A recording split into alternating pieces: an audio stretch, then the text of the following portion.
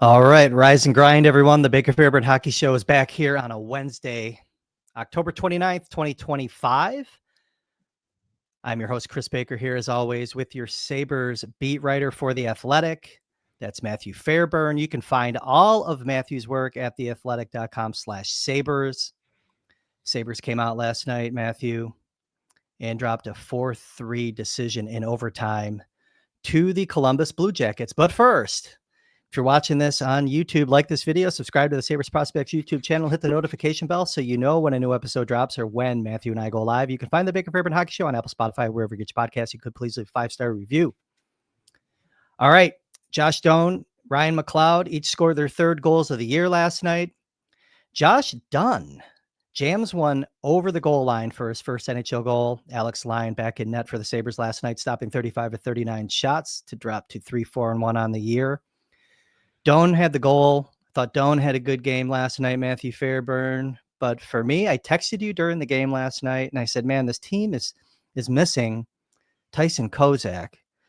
But it's not because of the line that he normally plays on. The Peyton Krebs line last night with Beck Malenstein and Josh Dunn, they were really going, and I think that we should probably just start there before we get into some other things, including Michael Kessel Ring making his Sabres debut. But let's just talk about that Krebs line. The bottom stack there in the forward group is they really brought it last night, I thought, for the Sabres and kept them hanging in that game.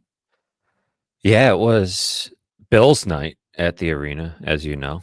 How did I forget that? It was Bills night, so you don't want to forget that. And Lindy Ruff has referred to this fourth line as his running game, Chris.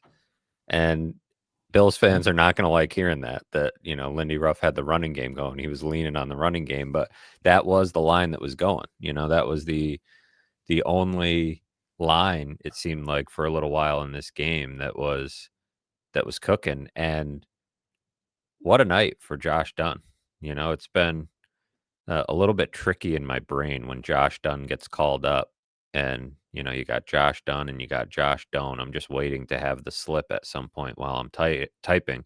And yet here they both score in this game too. So we got Doan talking about Dunn and, but they were both going. And Josh Dunn, to me, was sort of my takeaway from the game. Look, you got 82 of these things, right? And, you try not to make a mountain out of a molehill with each one, but there's always little things you can pull out and that you can learn. And the big thing for me, and I had thought this already based on how he was playing, but last night was really just the loudest confirmation of it. Do you really need Mason Geertsen if you have Josh Dunn, is what I end up thinking. And he's probably not as tough a customer when he drops the gloves. Maybe not. I don't know. At this point, we haven't seen Geertsen drop them yet. And I don't know that Geertsen is striking fear into the other team necessarily, because the other teams have just been saying, no, thanks. You're more valuable on the ice than you are if you're fighting. But Dunn's capable of that, and Dunn is also a little bit of a player. He's kind of your ideal fourth liner, big body, gets to the net. He's going. He plays with energy. Last night you saw, he scored that goal and he was fired up. And he was fired up the whole night. He was getting under the skin of the Blue Jackets. Like, this to me is your ideal extra that you sprinkle in with the right matchup when you need a little bit more toughness, need a little bit more, sandpaper and emotion. And Malenstein quietly building on his season, just feels like he's been going real good in the early going. And it works out well for Krebs to be between those two guys. I think they help, elevate him a little bit. To your point, they do miss Kozak, because I think it'd be nice actually to have Kozak on the third line right now and Oslin on the top line in Rochester. But, Hold that thought. but Dunn, I'm just impressed by this guy and the way that he plays and the way he carries himself. And to bring that energy and to bring that, that fight, to drag guys into the fight. I mean, he got them a power play heading into the third period. It's interesting for a 26-year-old who's really getting, I mean, he had 2 games last year, but his first look with this team, you see a lot of guys kind of sink into themselves a little bit, unsure of themselves. And this guy's just saying, like, let's ride, let's go. And it's cool to see. I think you don't want to make too much of it, right? This guy's still a fourth line player, but like those guys that they've been missing in years past that kind of glue your lineup together, they have a few of them now. Big body. A lot of the things that I talk about when I talk about Greenway's impact on the team, Dunn does. If you think about it, the long reach, the puck protection, really good down low, simple game. Keeps his game in straight lines, loves to get to the front of the net. The team's mentality changes the more that you have guys like Josh Dunn out there, just keeping it simple and going to the net. And I thought it was fitting that he gets his first NHL goal against the team that gave him his start in professional hockey coming out of Clarkson. Good to see the guys fired up for Dunn on the bench also. Tuck and, Benson, all those guys, they were all about him scoring last night.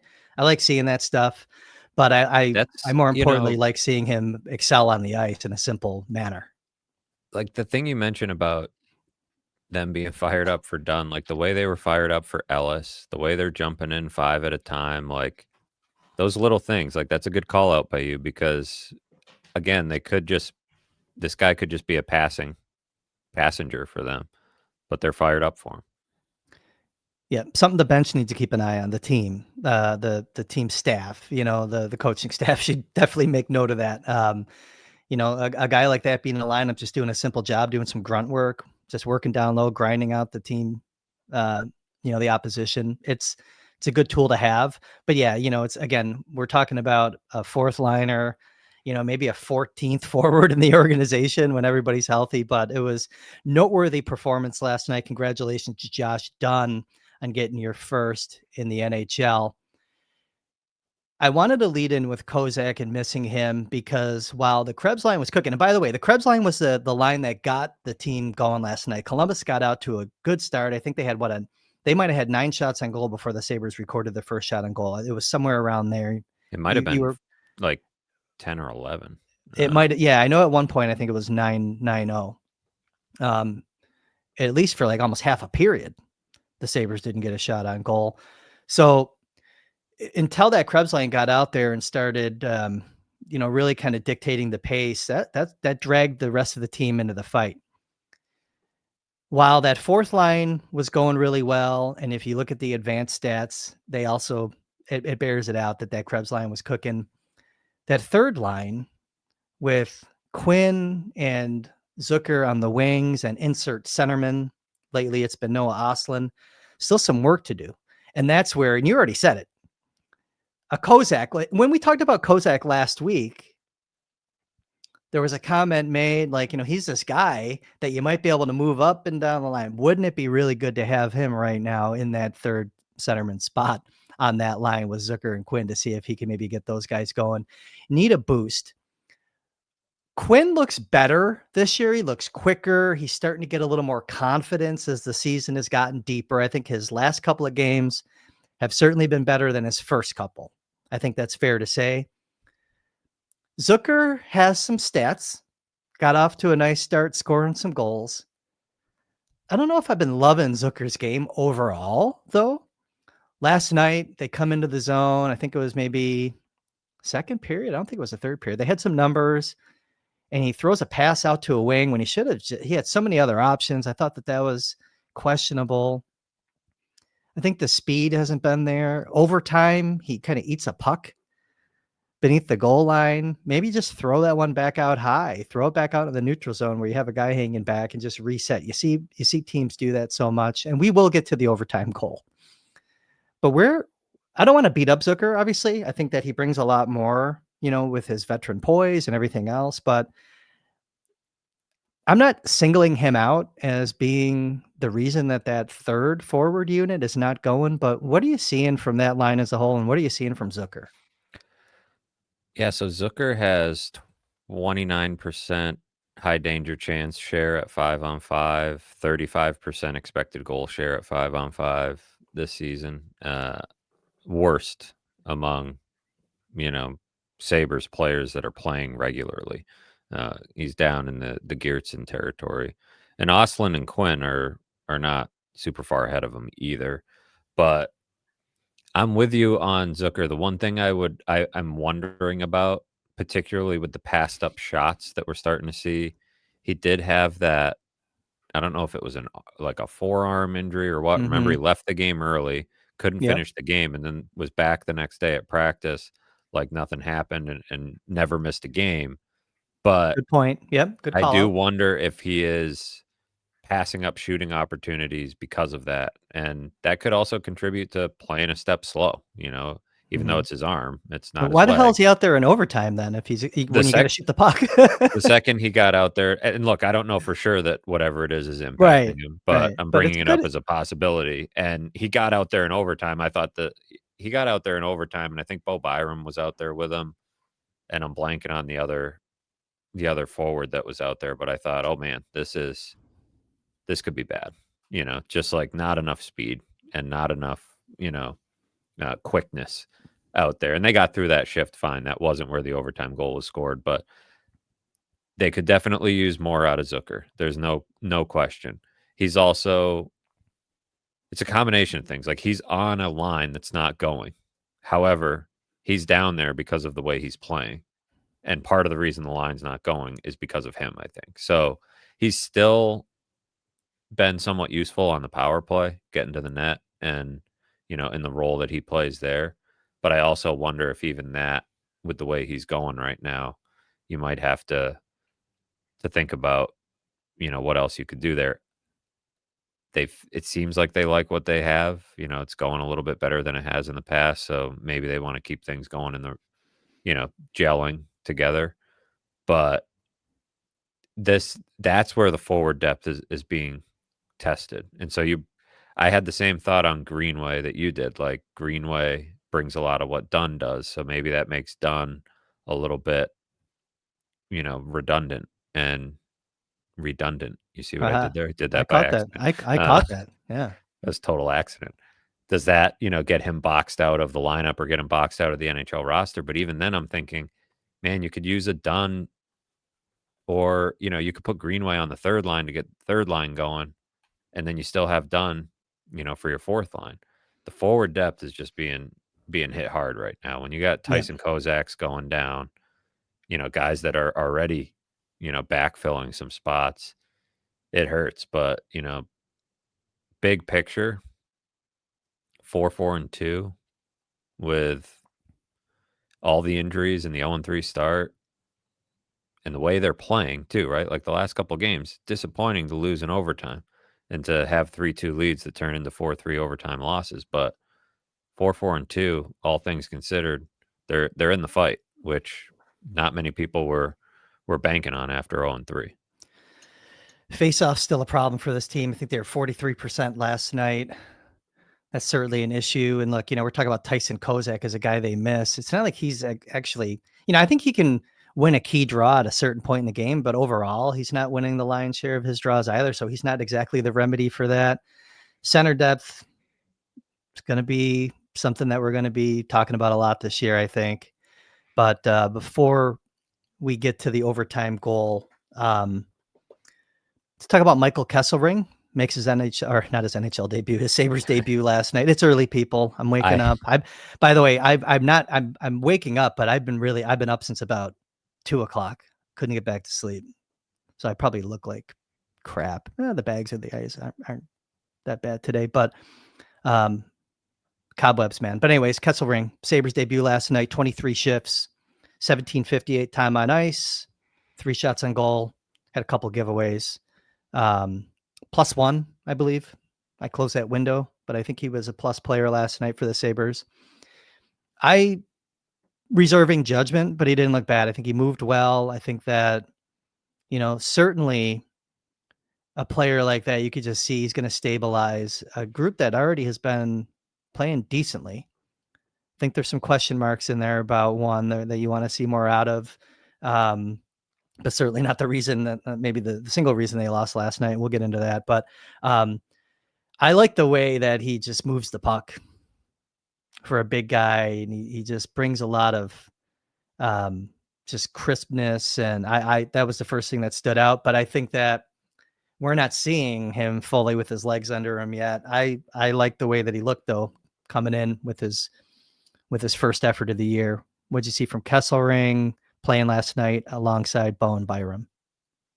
Yeah, I thought same as you that, maybe in the early going, it's like the mind was going quicker than the legs. Like, didn't have, he's jumping into his first NHL game, making his season debut, and it was just, but the whole team was off in the first period. And so, you're definitely not passing judgment on the player in his first game, when everybody else has 9, 10 games under their belt.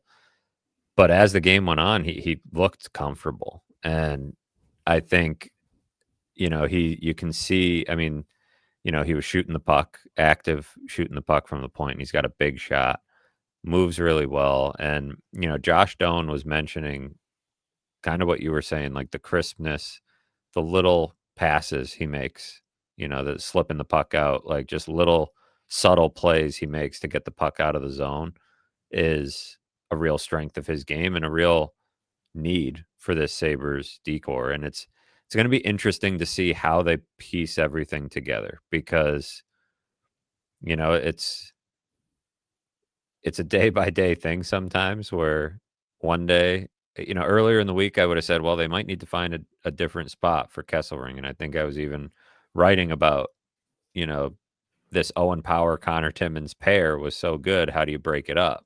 Well, you know, last night they weren't so good. And so now Yeah. that gives you the freedom to kind of tinker with some things. Kessel Ring was with Byram, and Byram he runs hot and cold, I feel like. And one of the things he struggles with at times is consistently getting the puck out of the zone cleanly. And so it's like, does Kessel Ring help that? Or, do you break those two guys up? They've had Samuelson with Dahlin, sort of, I think, ironically, as a way to get Dahlin going. I think Darlene likes playing with Yeah. Samuelson. I think when Samuelson is playing well, it's a pretty good match. And Samuelson is playing well right now. And I know you'd, in an ideal world, I guess, have Samuelson on your third pair in more sheltered minutes, but he sort of gets the reduced minutes because he's not on the power play. He's not, he does play on the penalty kill, but there's ways to reduce those minutes otherwise and, mix up your pairs. But to your point, I think Dahlin likes playing with him. And when he's playing well, like Dahlin's not going right now. So you put him with a guy that's going, a guy that he's familiar with and comfortable with and likes playing with. The question is, do you mix it up and have Byram play with Timmins and then try the Kessel Ring power pair that you had in mind when you acquired him?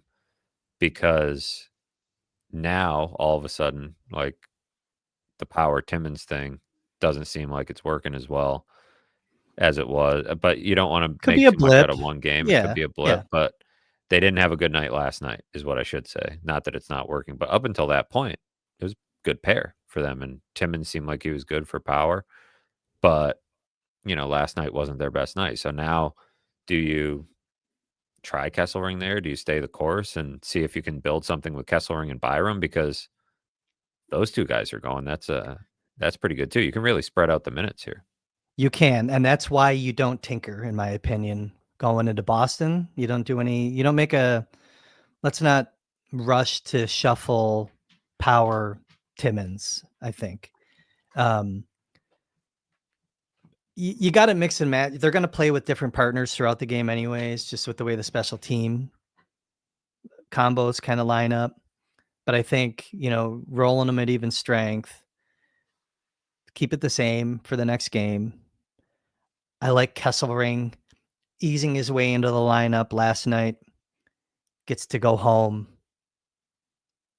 against Boston, right? He's from just north of Boston. He's a New Hampshire guy. Trains in my hometown in the summer, which is kind of funny. Trains at the rink that's like a legitimate, almost a stone's throw from where my parents live. And he went to Northeastern. So yes, Boston will be a definite homecoming for Michael Kesselring.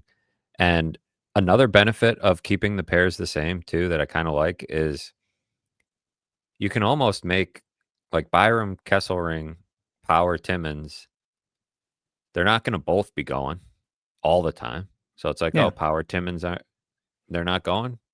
Bump They're them your down. third pair tonight. Yeah. And Byram Kesselring's getting the second pair minutes. Like being able to spread it out like that, it's going to be good for Darlene in the long term, and it's really going to be good for all of these guys, I think, in the long term. The Sabres coaching staff really has to understand the profile of the forward lines that Timmins and Power can really match up well against. And it is going to be matchup. That's how it always is, really, but you got to call it out here, especially. I think they really have to understand that. What is the profile of a line? Is it speed, the size of the opponents? Like, where can the Timmins Power combo excel and match them up? And that's probably a good way to get them going, get them exiting the zone cleanly, getting better share of just get the ice tilting in the Sabres direction and the Sabres favor when they're out there. Um, but no, I would I think that again, keeping it simple right now with those, the pairs, how they're laid out, it's better for Kessel Ring. I think Kessel Ring is going to be up for that game. He's going to be up for that game. He got his touches in. To your point, though, about like he's deft, man, with the puck. Like he made a play coming into the zone last night, kind of cut more towards the middle. They were approaching the blue line to enter the zone. He just kind of like flips the puck up, little deft. I don't know if you saw that. Just a little lift over the stick, into an area where the winger could skate up. Just like little plays like that. You don't see that a ton from these defensemen. Not that they're out, chopping the puck up. You know what I mean? These guys, but like he's got some touch too. One of the And things that people brought up to me about Kessel Ring, and look, you get to the NHL, obviously, like it's not breaking news to say that a guy's a hard worker. But some of the stories you would hear about, they would have their like holiday practices at Northeastern where, you'd get hour 15 or whatever, a longer practice, and he'd be out there 2.5 hours. He'd be out there an hour plus afterwards working on those little things that you mentioned. Or like during the Four Nations break, everyone was going, finding a beach, finding some place to relax, and he's calling one of his old high school coaches to get some ice and just get out there because there was little things he wanted to work on. And I think that's where it shows up. I bring it up because I think little stuff like that, that's the stuff you try, right? When you're out there on the ice for a really long time and you're working on all these little things with your handling. It's why for a big man, he handles the puck quite well. He skates really well. I mean, those long hours and that extra work, it shows up in those little areas of your game. And I'm excited to see him build on it a little bit and start to get comfortable, because you definitely don't get a full feel for a guy when he's thrown in the 10th game when everybody else has been playing. before we get to the overtime goal, Alex Lyon last night, I mean, good game. Um, that I think Lindy was saying after the game that he thought that he was really attributing the point shot that got through him, the third goal. Was it the third goal? I think it was the Yes, the third tying goal. goal. Yeah, to his screen, and there were bodies in front, but I think he saw the puck. I think it just kind of went under him. And I texted you. I didn't like that goal, I think, because I think he saw the puck. Are you And talking about the power play goal or the third yeah, I goal? mean, the long point shot. It was Werenski's goal, Yes, that was the power play goal. So I think that was the power play second. goal. Was I that think the that was second the goal? second Okay, goal. yeah, The third yeah. goal was a point shot deflected by Miles Wood in front. Okay, not that one. Yeah, I mean, deflection is a deflection. And that one was the one where Lindy Ruff was saying, you know, he thought Doan could have gotten out to the point quicker to disrupt the shot, and then that Timmins and Power probably didn't box out as effectively as they could have in Mm-hmm. front, and you end up with Miles Wood getting a stick on the puck. But I know the goal you're talking about. The power play goal was sort of a straightforward. It was right after that tuck interference penalty, so the crowd was Horrible going call. nuts. I didn't think They that was a hated good the call. The call, crowd was right on that one, I and think. then like 10 seconds into the power play, or it felt like really quickly into the power play, it was like one timer to Werenski. But I do think Ruff was saying there was some screen there, and maybe he didn't fully see the shot, Mm. but it to me looked like one I mean, certainly if Ukko-Pekka Luukkonen were in goal, Well, that's what where the I was discussion going. about it probably would have been, tilted in a certain way. Yeah, I guess if we were saying that like the third goal in Toronto was like kind of the tipping point for that game, and maybe you can say that was the difference between getting 1 and 2 points. That was the difference, I think, last night, the goal that Werenski scored online. And yeah, I think the fans would have been rioting um, if that was Luukkonen letting that goal. I just wanted to kind of call it out because I texted you during the game. I was like, oh man, because I didn't like that goal, but I'm not attributing the loss, actually, ironically, to that. Segueing into the overtime goal. What did you see out there on the overtime goal? There was a couple possible scapegoats here. We should just like talk through the play. I'll just let you go first and kind of. I saw fan reaction was all over the place. Friends texting me were really going after Owen Power on that play, but I think there's more to it than just Owen Power.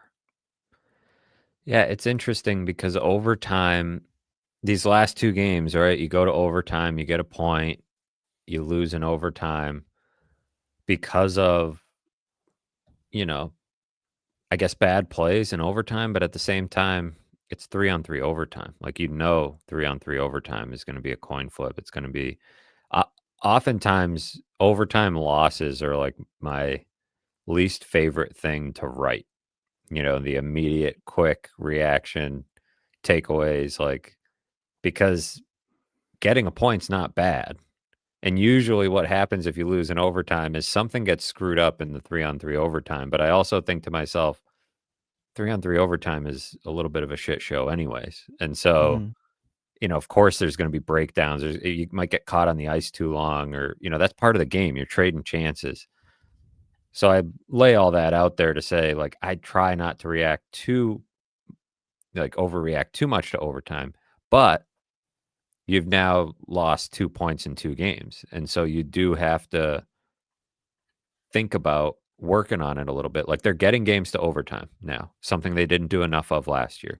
Lindy Ruff even said, I mean, this is kind of a low bar, but it was like, that game last year, we probably find a way to lose both points. And it's like, okay, well, still don't want to be losing a 3-2 lead. Like, you want to lock it down, especially against a team that could be a wild card contender. But Yeah. the overtime itself, Yuri Kulik gets a breakaway. You finish that, we're not talking about this goal. What happened on the goal, according to Lindy Ruff, and I think if you watch it, like, you can see this, is they're playing man to man. So Man Yuri to man. Kulik vacates his man, and that sort of starts the play where I believe it was Werenski who got the puck all alone coming in down the slot. And Yes. he ends up finding Miles Wood backdoor. Miles Wood beat Owen Power off the boards on that one and beat him to the net pretty much clean. Now, is it an issue of Power thinking a step too slow on that play? Is it an issue of just not getting into him, right? Like, okay, maybe this guy's going to be quicker and faster than you in a short area, but can you get into him and disrupt him a little bit? There wasn't much of that. It was clear path to the net and nothing as far as getting his stick in the lane or anything like that. Not the easiest play to make, mind you. 3-on-3 overtime. And, Werenski's got all sorts of ice and makes a perfect pass. But he did get beat off the boards, and he did get beat there, and he was on the ice for 3 of the 4 goals for the Blue Jackets, I believe. I don't know if Including the he first one. Yeah. I don't know if he was on the ice for that Werenski power play goal. I don't know. I would imagine he probably wasn't because it was the first penalty kill, but he does get some penalty kill time, so, um, I could double check that. But he was on and that one, it's like nobody. Like you said, if anyone, maybe you blame Lyon on that one because of the way the play happened. But he was on the ice for 3 out of the 4 goals. I'll let you touch on the overtime winner, and then we can talk about Power as a whole. But that's sort of what I saw on the play and sort of my general thoughts on overtime. It's a little bit of a crapshoot setup anyways. You get the point. I mean, I get that you leave the arena feeling not great losing one of the points, but I they don't have another thing I'll say before I pass it over to you, like, I don't love their overtime combos right now. Mhm. Like, that's their fastest player is Josh Norris, and they don't have him right now. And you want speed in overtime. Like Josh Norris would be a game changer in 3-on-3 overtime, I think. And I just don't love their setup when you don't have Dahlin playing his absolute best, because Dahlin's awesome in 3-on-3 overtime when he's at his apex Dahlin, But right now it's like they're searching for something there. They've had Tage playing with Quinn, uh, who Tuck and Kulik were out there together. Zucker was out there a little bit. So I don't know. It doesn't inspire a ton of confidence compared to the skill that Columbus had on the other side. Everything that you're talking about, the overtime combos, and you already hit on it, missing Norris, it plays back into that whole center depth conversation that we're gonna be having until either Norris comes back or until something else happens down the middle where they're forced to do something. And this is where, Kevin Adams and Jarmo Kekalainen have to be really putting together a short list of possible trade options. And it's just going to be something that we're going to keep talking about. On the overtime goal, do I want Power to cancel out his check? Would. Maybe a little longer, hold him a little longer, something. Yeah. It starts up top, though, right there with Kulik leaving Tuck in no man's land and leaving that whole back door wide open for the other back door. There's no, I don't need to kind of go too deep and overanalyze the play. Can't happen though. Like 3-on-3, it was pond hockey. Yeah. And then a play like that happens and it's just like the game's over, boom. And it's like when I watch the Sabres team in 3-on-3 overtime, I just feel like they're going to give up that odd man rush. They're going to make a lateral pass that's going to lead to numbers the other way, or they're going to do something stupid in defensive coverage when they don't have the puck. And that's what happened last night. That's my analysis of the play. It's a Period. simple it's like I say, it's like it's 3-on-3 overtime, like, some of this stuff is gonna happen, and, like, I don't Yeah. mind Owen Power generally out there in 3-on-3 overtime. He's Well, we're not your not fastest bitching about player. Power.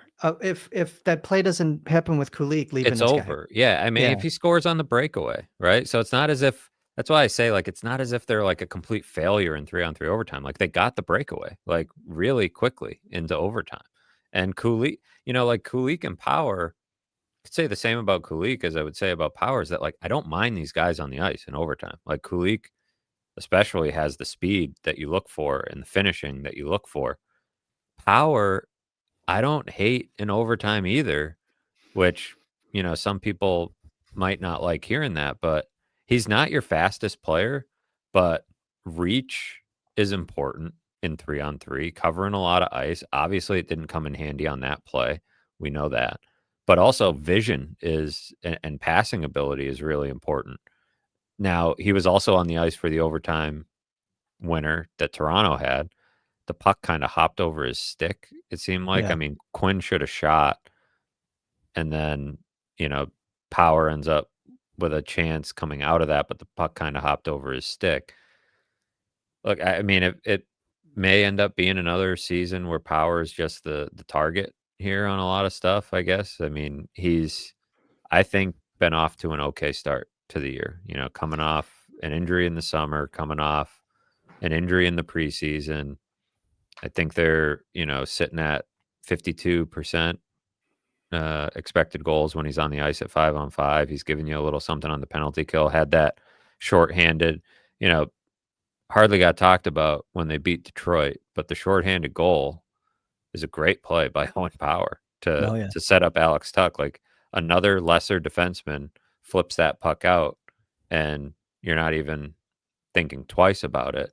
He holds on to it and threads a perfect pass to Tuck, like, just has the right patience and understanding of spacing in the offensive zone.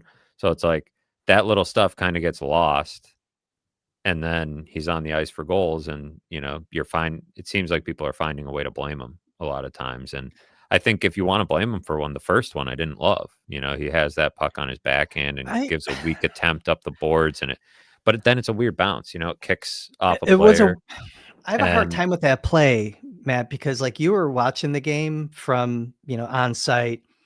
And so Chinakov's on his back, behind the net. And Razor, when he was, kind of reviewing the goal, was like, he's got to reverse it or, go up the boards. He couldn't, I don't think he could reverse it. He kind of got stuck and he just tried to shovel it up the boards and it was a weird bounce. That's a tough one.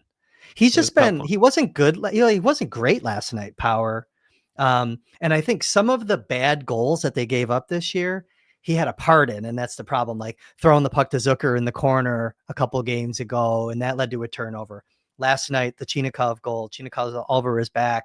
Power gets it off his stick in a desperate attempt. It goes back to Chinikov, uncontested and beats Lyon for the first goal of the game. He wasn't good last night for sure. He's had a part in some bad goals that stand out in the first 10 games of the season, but I agree with you. It hasn't been like we've spent a lot of time talking about how good that pair was with Timmins to start the year when you were putting Zach Metza out there and Bryson was playing minutes when they weren't giving the minutes to Ryan Johnson. And I'm looking at it, in totality right now, but you need more from Owen Power.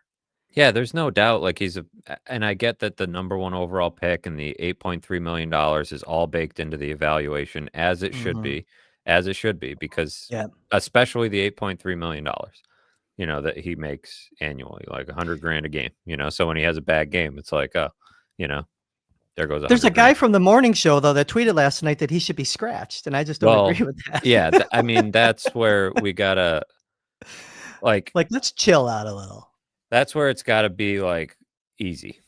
Settle down, because if you Yeah. scratch him, Jacob Bryson's going in, or Ryan Johnson or Zach Jones, one of these guys that they don't really seem to trust. Bryson, they probably trust more than most. So Bryson's going in, and you're going to be ragging on Bryson, right?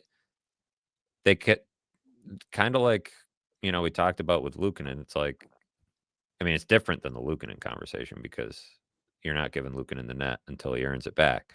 But like, let's allow a couple things to be true at the same time. Mhm. Like let's say that Owen Power could probably have some better moments in the defensive zone, and there's still room to grow with the physicality and the defensive zone coverage, while acknowledging what he brings to the lineup and some of the good things that he has done. Here's an Owen Power stat that I think changes the narrative on Owen Power early in the season. His on-ice shooting percentage at 5-on-5, so the team's shooting percentage when he's on the ice at 5-on-5 is hovering around 4% right now. Every other season he's had, that number's hovering around 10%. It's a number that basically has nothing to do with him. I mean, obviously he contributes to that. He takes some of the shots, but that's Yeah. just he would have been, if that regresses to the mean of 10%, that's a few more goals, a few more plays that he's on the ice for that look good. And I don't know if it's the way that he play. Well, I know it's the way that he plays the game and the contract and the draft status that make him the target. But,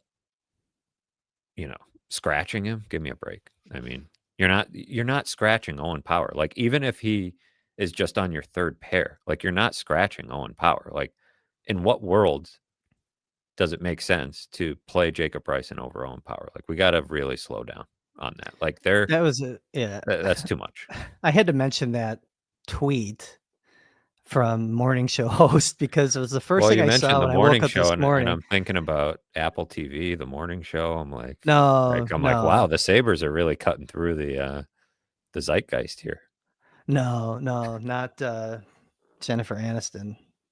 No, I get up, and it's like grab my phone, take a leak, whatever. And I couldn't get back to sleep. And it's just like I think it was like my For You tab. And I'm just like, this is not for me. This is not for me. This is not for me. I This is vote not no for on the this. Sabres Yeah. either. Yeah. I was just like, all This right, is not for this world. Get this out of here. no, this is just let's chill. Let's chill. Um, 40 minutes in, it's approaching 7 a.m., which means nothing to our audience because we are not doing this live this morning.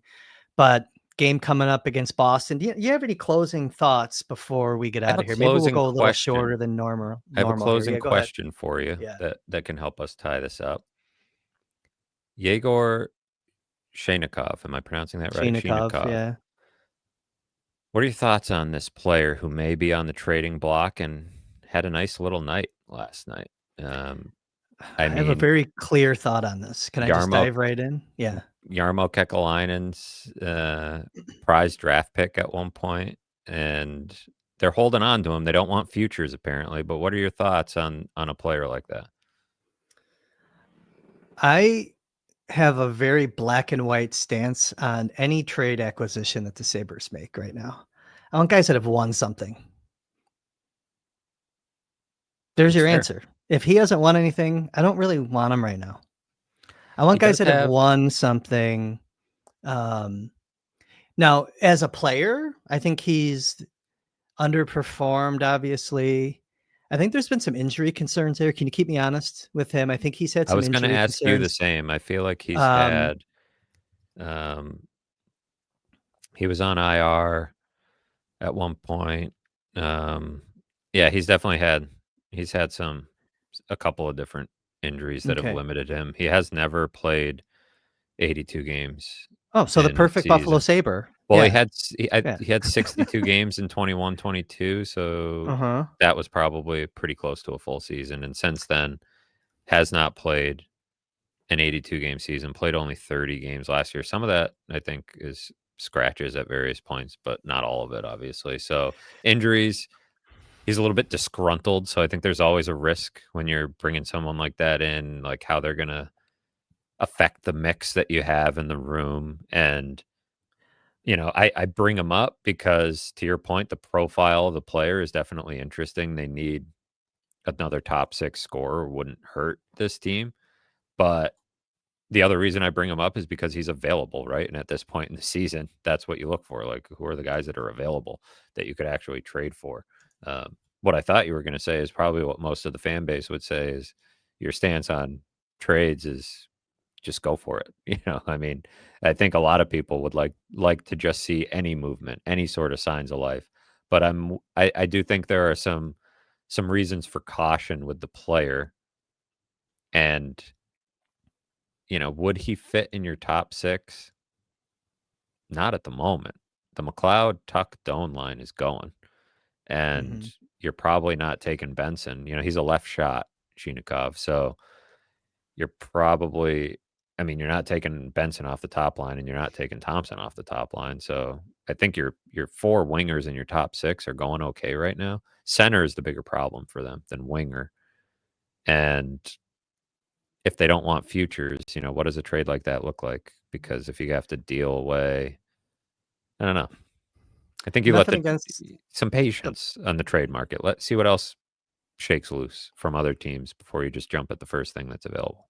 yeah, nothing against the player. And by the way, he did win a Gagarin Cup in the KHL in 2020, 2021 with So shame Omsk. on you. He's a winner. So he's won something, okay, but he's got 0 NHL playoff games on his resume. And again, it's just my starting point. It's like the first thing that I'm looking for. Oh, and he's 24, right? He's Yeah. not, Do you need you more of know, that? Like, right. I just, like, again, it's a very superficial stance that I take on this, but I have a certain idea of a resume, some resume requirements for acquisitions that I think the Sabres ideally would be able to get in on. That's all I'm saying. But hey, yeah, I understand buying low, maybe. It's never a bad position. Certainly a position I'm sure Kevin Adams would feel very comfortable with. I mean, and But Jarmo Kekel, the connection with Kekalainen is definitely notable because this is a player that he had a lot of faith in at one point, and that drafted him out of the blue to a lot of people. out of the blue, he was definitely like he stuck his Yeah. neck out to take this guy and stuff like that. I feel like you think into the psychology of these decision makers, like that stuff sticks with you. So that's why I bring him up. And he scored last night, and he's available. And right now, early on in the season, you don't see a ton of guys available, though I think we're going to start to get to the point. There's a few teams around the league where I'm looking at Calgary. I'm Calgary. looking at Calgary in particular as Yeah. like, okay, we already thought you were a team that people should start, picking pieces off your roster. Now last year it didn't get to that point because they were scrappy. They were hanging around in the playoff picture. Now the way they look, they can't get anything going on offense. It just looks like it's going to be a long year for them. Now you look at them and say, okay, who might be available? But we've looked at that roster a lot. They got a lot of no trade clauses. It's tough. I mean, you're Yeah. gonna have to do some hard selling there, but they're a team to watch. They've got players that would help the Sabres for sure. You know what I just realized? It's Wednesday.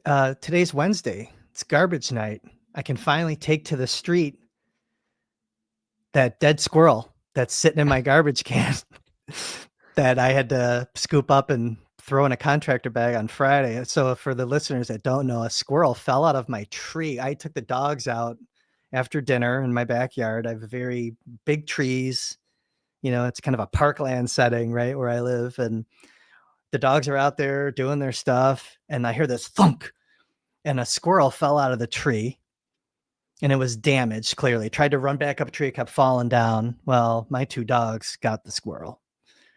And I'm traumatized from that squeal of the squirrel as Tito, my golden retriever, shaking it. And I'm like, all right, man. I'm gonna go to happy You're lucky hour it and come happened. back and deal with this. You're lucky that the weather cooled down a little bit this week. Yeah. Oh, trust me, I was. Yes. When that stuff happens in the middle of the summer and it has to sit in your garbage can for 4 or 5 days, it's not fun. So you lucked out.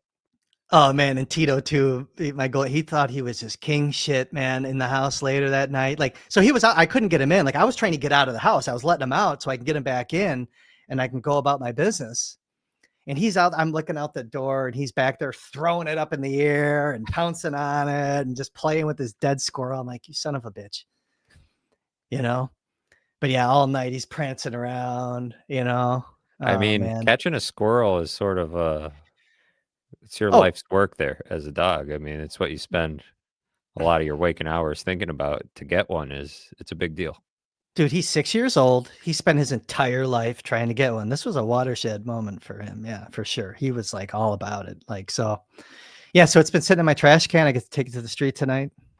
There's not a lot of other trash in that can. So I'm like looking for trash to put in so I could take that contractor bag and put it on the top. You know, sometimes like when the machine comes and dumps everything out and you go back and there's still some crap in the bottom of there. Yeah. So I'm making sure that bag is on top. You got to make sure the squirrel gets evicted. You can't stick around any longer. Yeah, leave a comment on the video. Like, so what do you do? Like, do you bury the squirrel in your backyard if you don't want to throw it in your trash can? Do you take it? Do you do what people used to do when I worked in retail as a teenager? I'd go back outside to like throw out the trash in my retail job, and people just dump their shit there. You know, do you do that? Do I go and like throw it in one of the dumpsters behind a restaurant or something like that? Like, what do you do in that I think situation? you've done the ethical thing here for the squirrel and for the community. Now you just got to finish the job. It's a job for the production crew out front, I think. It is. Yeah. R.I.P. squirrel. Hey, like this video. Subscribe to the channel for more dead squirrel talk. Matthew, do your plugs and I'll get us out of here on Squirrel Funeral Eve. Yeah, you can find me at theathletic.com/sabres. There's new stuff there frequently throughout the week. Appreciate everybody that reads and comments over there, and like this video and subscribe. And we're up over 2,000 subscribers, by the way. So thank you for that. Tell all your friends. Let's get to 3,000 before the new year. That's probably ambitious, but hey, we set high goals here. Maybe we'll celebrate 2,000 subs with a live show soon. Yeah, we'll post-game mix one or of something those like in, that. too. We'll figure that out. Yeah, I know people are missing the chat, and we'll see. We'll see about that. Let's keep them honest for now. Let's stay in this rotation because it's working for me. All right. For Matthew Fairburn, you just heard him do his plugs. Theathletic.com/sabres. Get there, subscribe through one of his stories. For the production crew, to your point, is they didn't help me out getting that squirrel out this time. Maybe the next one. I'm Chris Baker. Thanks everyone for taking part in this event called the Baker Fairburn Hockey Show. We'll see you again next time.